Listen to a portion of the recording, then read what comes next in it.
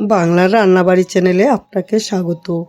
আজ আমি তৈরি করব খুব সুন্দর একটি সুস্বাদু রেসিপি, যেটা অনেকেই খাননি। এই খাবারটা খেয়ে বলতে হবে যে খুব দারুণ একটি খাবার। অল্প সময়ে টিফিনটা তৈরি করা যাবে। প্রথমে কিন্তু আমি 2খানা ডিম ভেঙে নেব, আর নিয়ে নেব আমি 100 গ্রাম মুড়ি। ডিম আমি ভেঙে নিচ্ছি একটা পাত্রে।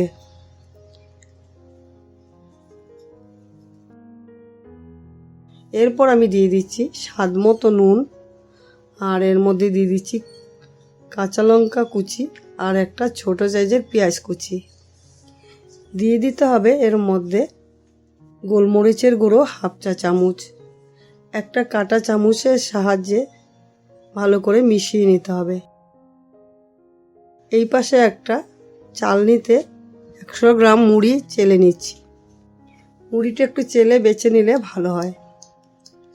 এরপর একটা গ্যাস জ্বালিয়ে কড়াই বসিয়ে নেব। কড়াইতে দিয়ে দিচ্ছি আমি 1 টেবিল চামচ সরষের তেল।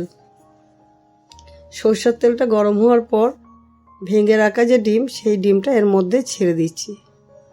ছেড়ে দিয়ে ভালো করে আমি ডিমের ভুজিয়াটা তৈরি করে নিচ্ছি।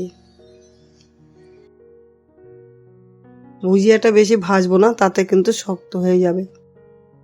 তাই আমি অল্প ভেজে তুলে নিচ্ছি একটা পাত্রে। আবার কড়াইটা বসিয়ে নেব। কড়াইতে দিয়ে দিচ্ছি আমি 1 টেবিল চামচ সরষের তেল। সরষের তেলটা গরম হওয়ার পর দিয়ে দিচ্ছি আমি 2টো শুকনো লঙ্কা। শুকনো লঙ্কাটা একটু নাড়াচাড়া দিয়ে ভেজে নিতে হবে। এরপর দিয়ে দিচ্ছি একটা ছোট সাইজের পেঁয়াজ কুচি। পেঁয়াজটা একটু লাল লাল করে ভেজে নিতে হবে। এতে কিন্তু মুড়ি যে মাখাটা খুব টেস্ট হবে। দিয়ে দিচ্ছি আমি কিছু ঝুরি ভাজা। আপনারা যদি চান চিনে বাদাম এর মধ্যে দিতে পারেন, বা ছোলা ভাজাও দিতে পারেন। একটু ভাজার পর দিয়ে দিচ্ছি আমি মুড়িটা ছেড়ে দিয়ে আমি আবার আঁচটা কম দিয়ে 2 মিনিটের মতন ভেজে নেব।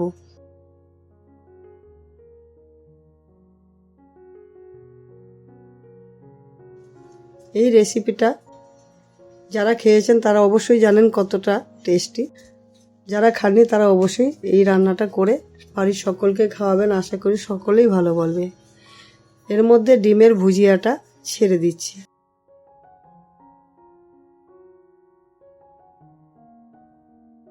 আর দিয়ে দিচ্ছি এর মধ্যে কাঁচা লঙ্কা 2টো। নাড়াচাড়া দিয়ে একটু মিশিয়ে নেব আর 1 মিনিটের মতো।